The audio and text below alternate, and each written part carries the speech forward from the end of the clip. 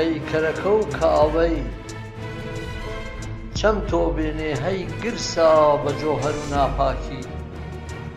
چەنی شنیاویەنە پەیکەرەکە و کاوەی بە سەفاکی دیویانی چون سوپیاز و شیویانی چون پڕچاوێت وانوو تۆ سەخت ئازامت زڕیەتەکە و زەحاکی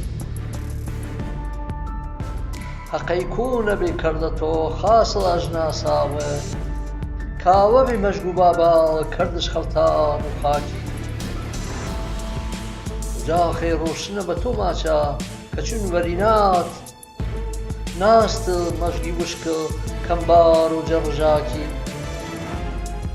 بەڵام تازە کاوی فرێنی و بە تۆ چارشان نمێ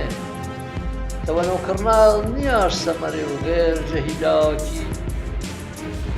ئەندیشە و کاوەی هەرچەندە دوورە تاریخی و کۆنا هەرمەن و تاویری و خێزی و جەکەلێ کەلاکی کاوە هێمان پێ سەرهوندای و مافوی ئەسای شەماساگە و تاریکیە لە لوای بە بێباکی شکەشتا سیامان دۆڕامی بۆ 21 مانگ و یەرێ 2010